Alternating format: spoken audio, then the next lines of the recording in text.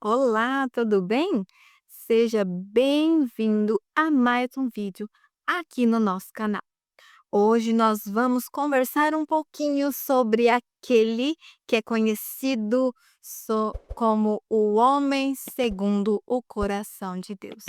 Nós vamos falar sobre uma porção da história do rei Davi e tirarmos algumas lições deste momento da vida dele. Vamos conversar?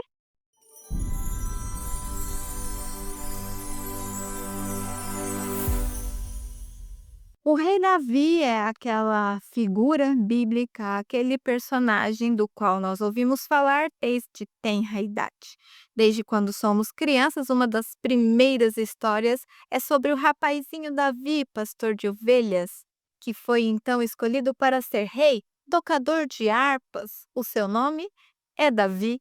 Nós aprendemos sobre o rei Davi desde pequenos e de como ele foi usado por Deus enfrentando o gigante Golias ainda rapaz, e mesmo antes disso enfrentando o leão e o urso para salvar o seu rebanho de ovelhas.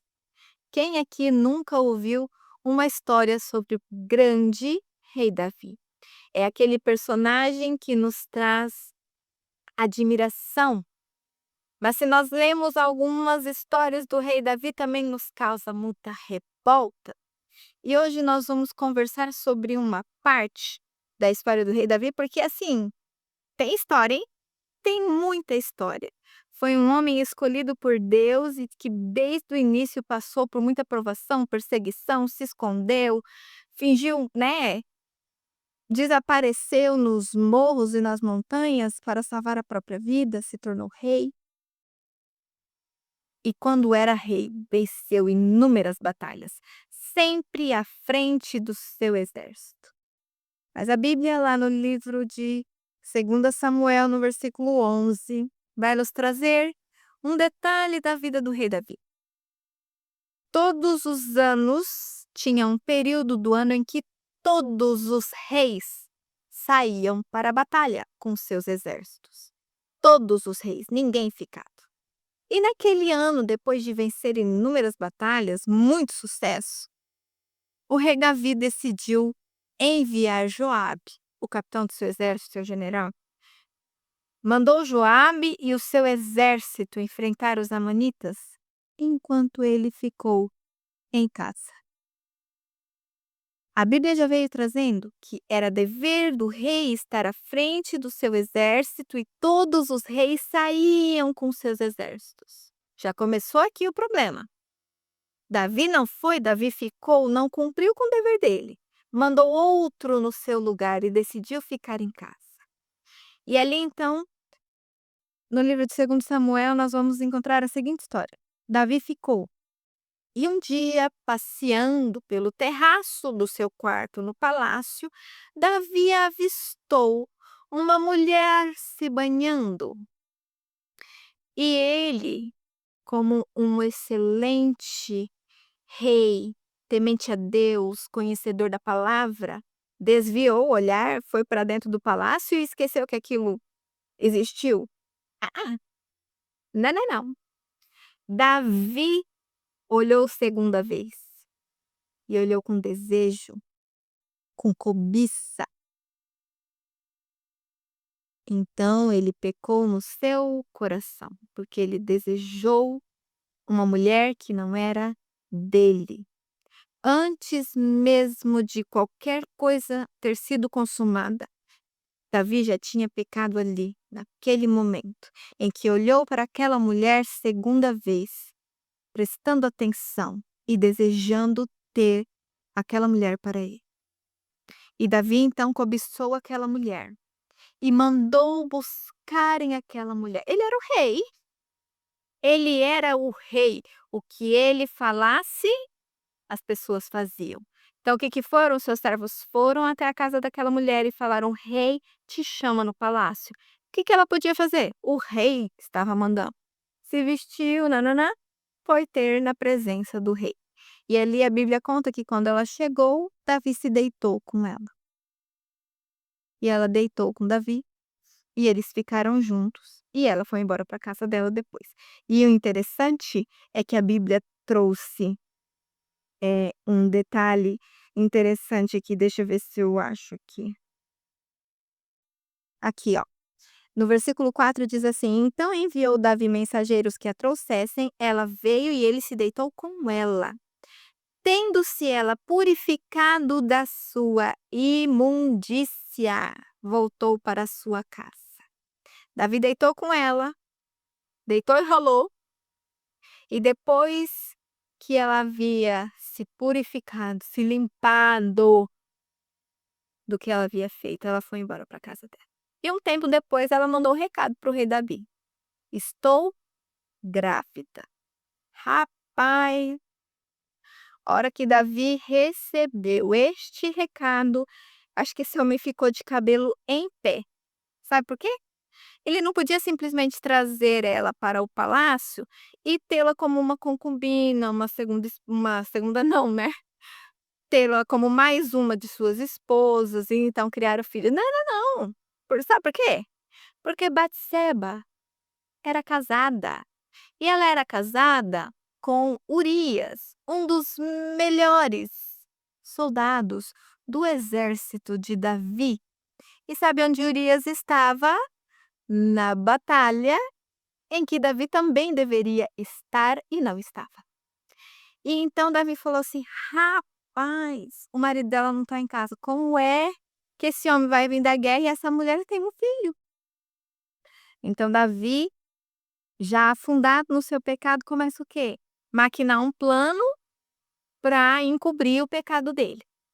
Faz o seguinte, escreve uma carta: "Joabe, manda Urias de volta para Jerusalém, porque eu quero ter notícias da guerra." Joabe, obedecendo às ordens de Davi, mandou Urias de volta para Jerusalém. Chegou lá, Urias sem entender nada, foi até a presença do rei Davi. Davi perguntou: "E aí, como é que tá o exército? Como é que tá a guerra?" Toda aquela enrolação, aquela embromação. Urias passou todas as informações que ele queria.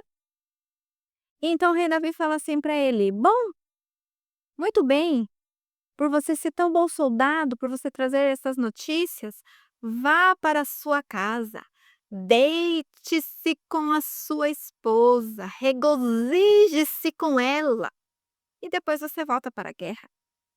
Urias desceu, mas não foi para casa. No dia seguinte, só vem os servos lá: "Rei Davi, Urias dormiu lá embaixo junto com os outros soldados. Ele não foi para casa." Como é que é? Mandou chamar Urias. "Urias, por que você não foi dormir na sua casa? Mandei você ir dormir na sua casa, você tem uma bela esposa, por que não foi dormir lá e dormiu aqui embaixo?" E Urias disse assim: "Como é que eu posso ir me deitar com a minha esposa, me alegrar com a minha esposa, sendo que o meu general, o meu exército e a Arca da Aliança." A Arca da Aliança, para quem não sabe, era a própria presença de Deus para o povo de Israel. Onde estava a Arca da Aliança, ali estava a presença de Deus. E ele fala: "Se o meu exército, o meu general e a Arca da Aliança estão debaixo de uma cabaninha, de uma tenda, no meio do nada, como é que eu posso ir dormir com a minha esposa?" Um homem íntegro, fiel ao seu dever, que tinha ética. E Davi ficou muito revoltado porque Urias não cumpriu o que ele pediu. Sabe por quê? A revolta? Davi devia estar admirando a atitude de Urias e falar assim: "Meu Deus, este homem reto, este homem íntegro faz parte do meu exército." Ele devia estar se sentindo orgulhoso. Mas ele precisava esconder o pecado dele. E para esconder o pecado dele, ele precisava que Urias fizesse o que ele mandou. Então ele ficou muito bravo. Ele ficou bravo e falou assim: "Não, preciso dar um jeito nesse Urias. Vou, vou pegar e vou preparar um banquete para Urias. Então vou servir uma comida para Urias. E quero ver esse homem não ir dormir com a mulher dele." E então Urias foi, comeu com o rei e fez o quê? Bebeu com o rei. E o rei, ó, dele vinho, Urias, para embebedar Urias. E quando Urias já estava bem bêbado, Davi falou assim: vá para a tua casa e fique com a sua esposa. Urias saiu da presença do rei. E na manhã seguinte, rei Davi, Urias não foi para casa. Rei Davi, sem saber o que fazer, escreveu uma carta. Urias, entregue esta carta selada para o general Joabe. Urias pega aquela carta e volta para a guerra. E levou nas suas mãos a sua sentença de morte. Porque o rei Davi, para acobertar o seu terrível pecado, decidiu tirar a vida de Urias. Não tem Urias, o caminho está livre, eu fico com Batseba e ela tem o meu filho. Simples, não é? Só tinha que matar um homem, simples. Quão longe foi o rei Davi? E Urias levou na sua mão a sua sentença de morte. Chegou lá e entregou para Joabe. Joabe, quando leu aquilo, ele ficou sem acreditar. Mas ele era fiel ao seu rei e ele fez o que Davi mandou. E sabe o que estava escrito naquela carta? Joabe, coloque Urias na linha de frente. E quando vocês chegarem próximo ao inimigo e forem atacados, deixem Urias sozinho para que ele morra. E quando colocar Urias na linha de frente e o exército se confrontou, eles tiveram que se afastar. E Urias morreu sozinho, sem ninguém para defendê-lo, a mando do rei Davi. No vídeo anterior nós falamos sobre as atrocidades do rei Manassés. E Davi não fez muito diferente, ele também ceifou a vida de uma pessoa inocente para acobertar o seu grande pecado. E aconteceu que depois que passou o momento de luto de Batseba, que ela chorou pelo marido dela, Davi mandou buscá-la e a trouxe então para o palácio e fez dela sua esposa. Ele se casou com Batseba. E ela deu à luz a um filho. Só que no final do versículo 27 do capítulo 11 de 2 Samuel diz assim: porém, isto que Davi fizera foi mal aos olhos do Senhor. Gente do céu, Davi fez e aprontou e rolou na lama do próprio pecado. E depois ainda para coroar, casou com a mulher e aquela mulher deu um filho a ele, às custas da vida de um inocente. E a Bíblia foi muito clara em dizer que aquilo que ele fez não foi agradável aos olhos do Senhor. E assim como aconteceu com o rei Manassés e com tantos outros personagens da Bíblia, nunca jamais, e como acontece comigo e com você, nunca jamais, Deus vai deixar com que nós estejamos afundados no nosso pecado e vai deixar de vir falar conosco. Ele sempre vai ter uma maneira de nos confrontar. E Deus enviou o profeta Natã para falar com o rei Davi. E o profeta Natã, quando ele entra na presença do rei Davi, ele vem contando uma história para o rei Davi. A história era mais ou menos assim. O profeta Natã chega lá e fala assim: rei Davi, acontece uma situação, que eles levavam situações para o rei julgar, tá? E ele chegou lá para o rei Davi e falou assim: tem um homem que ele tem um rebanho enorme de ovelhas, de cabras. E ele é muito rico. E tem um outro homem que ele só tem uma cordeirinha.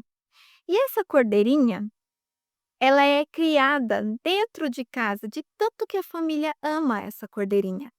Ela dorme nos braços do dono, ela come na mão do dono, ela bebe do copo do dono, ela se assenta na mesa com o dono. Eles tratam essa cordeirinha como uma filha. E acontece que esse homem rico recebeu um visitante. E para fazer um jantar, um banquete para o visitante, ao invés de pegar um de seus cordeiros, que ele tinha um grande rebanho, ele foi e pegou a cordeirinha, a única cordeirinha deste homem, matou e serviu para o visitante. Rapaz, hora que o profeta Natã terminou de falar, Davi estava enfurecido. Ele já queria que um estrago acontecesse. Ele disse assim, ó. Então o furor de Davi se acendeu sobremaneira contra aquele homem e disse a Natã: Tão certo como vive o Senhor, o homem que fez isso deve ser morto. E pela cordeirinha restituirá 4 vezes porque fez tal coisa e porque não se compadeceu. O profeta Natã dá aquela respirada, olha para Davi e diz assim: Tu és o homem da história. Assim diz o Senhor, Deus de Israel: Eu te ungi rei sobre Israel, e eu te livrei das mãos de Saul. Dei-te a casa de teu senhor e as mulheres de teu senhor em teus braços, e também te dei a casa de Israel e de Judá. E se isto fora pouco, eu teria acrescentado tais e tais coisas.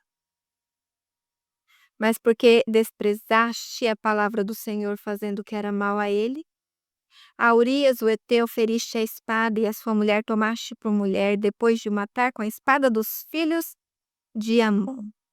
Agora, pois, não se apartará a espada jamais da tua casa, por quanto me desprezaste e tomaste a mulher de Urias, o heteu, para ser tua mulher.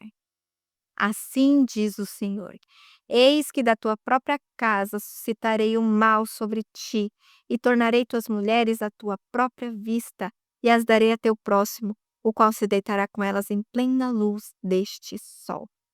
Porque tu o fizeste em oculto, mas eu farei isto perante todo Israel e perante o sol. E no versículo 13 diz: Então disse Davi a Natã: Pequei contra o Senhor. Disse Natã a Davi: Também o Senhor te perdoou o teu pecado. Não morrerá. O rei Davi se enfureceu com o pecado do outro quando o profeta Natã contou a história.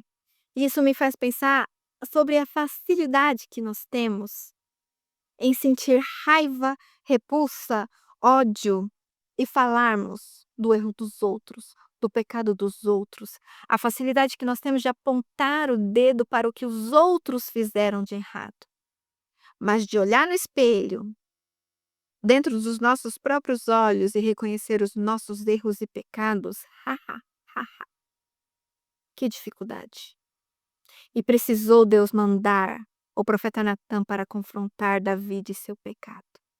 E Deus disse: Davi, te dei tudo, te ungi rei. E você foi e tirou a mulher de Urias, a quem você mandou matar ao fio da espada do teu inimigo. Davi não teve nem coragem dele mesmo matar Urias. Mandou ele ficar à mercê do inimigo. E Deus disse: a espada jamais se apartará da tua casa, Davi.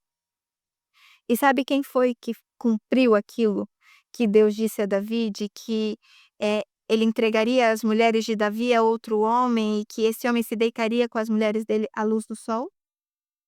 Foi o filho de Davi, Absalão, que quando se proclamou rei de Israel, ele ergueu uma tenda em praça pública e se deitou em praça pública, naquela tenda, aos olhos de todos, com todas as esposas e concubinas de Davi, todas as mulheres dele.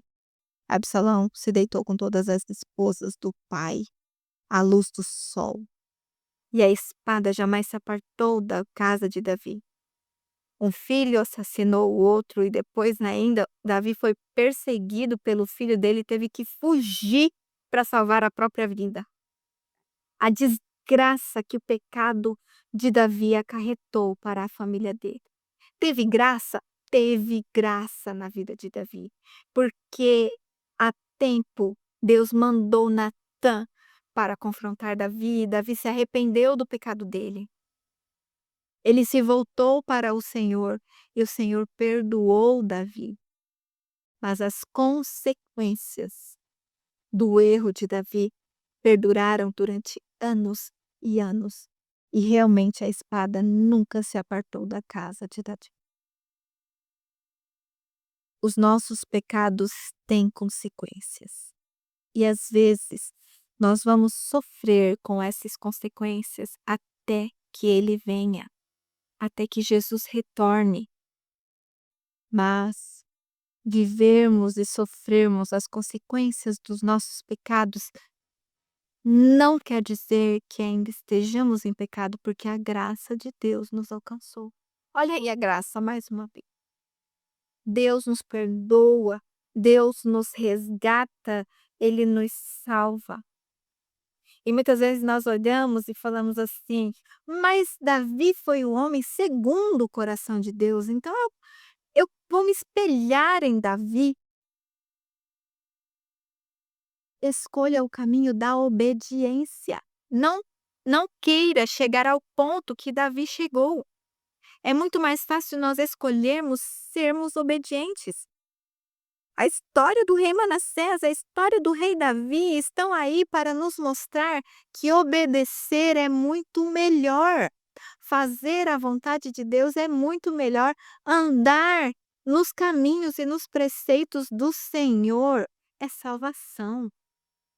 Para que olhar para essas histórias e dizer assim: vou errar porque a graça me cobre? Sim, a graça te cobre, mas por que que você quer correr o risco de carregar as consequências? Olhe para a vida de Davi. O homem segundo o coração de Deus, sim, porque ele se arrependeu. O Salmo 53, Davi escreveu depois dessa história de 2 Samuel, capítulo 11, 12 e 13. Foi dali, daquele momento da vida de Davi, que nasceu o Salmo 53, onde Davi diz: cria em mim, ó Deus, um coração puro e um espírito inabalável. Que ele fala ali que nós precisamos nos arrepender sinceramente do nosso pecado, porque isso é que agrada a Deus, o arrependimento sincero. Davi precisou experimentar uma dor imensa. Aquele filho que Batseba teve morreu. Aquele filho feito no pecado padeceu, não vingou. A criança nasceu, ficou doente e morreu. Depois o Senhor deu outro filho a Davi, que veio a ser o rei Salomão. Mas as consequências do pecado de Davi, ele carregou para sempre. É por isso que ele é o homem segundo o coração do Senhor, porque mesmo errando, indo ao fundo do poço, ele se reergueu, porque ele se arrependeu, se humilhou perante o Senhor, reconheceu que sem Deus ele nada pode fazer e voltou para os caminhos do Senhor. Se a sua história é parecida de erros e falhas e que estão te trazendo consequências, não reclame das consequências, porque pecado tem consequência. Eu não estou falando de uma posição de santidade, não. Não pense isso. Eu tenho os meus erros, as minhas falhas, os meus pecados, que com certeza acarretam consequências na minha vida. Mas eu também sei que existem histórias muito mais dolorosas, pecaminosas, não que exista pecadinho e pecadão, não, pecado para Deus é pecado. Mas existem atos pecaminosos que acarretam consequências grandiosas. E às vezes a sua história seja assim, de um ato pecaminoso com uma grande consequência. Não foque na consequência. Foque, sabe no quê? Na graça que te alcançou, que te perdoou e que te salvou. E se você ainda se encontra preso no pecado, vou te dar um recado. Deus vai mandar um profeta Natã na tua vida para te confrontar com o teu pecado. Se você não ouvir o Espírito Santo que está tentando te incomodar em particular, de maneira íntima para te salvar do teu pecado, Deus vai mandar. De alguma maneira, Ele vai fazer com que você enxergue o teu pecado e abandone o teu pecado, porque o interesse do Senhor é salvar você. Se esta mensagem fez sentido para você, se você gostou deste conteúdo, compartilhe com seus amigos, deixe o seu like, deixe um comentário, um coração. Se você não gostou, deixe um comentário também, para eu saber no que melhorar, ok? Inscreva-se no nosso canal, ative os sininhos para que todas as vezes você receba nosso conteúdo em primeira mão. E que Deus abençoe a sua vida, que o Espírito Santo tenha sempre acesso ao seu coração e à sua mente. E que nós possamos viver uma vida de obediência a Deus. Até breve. Tchau.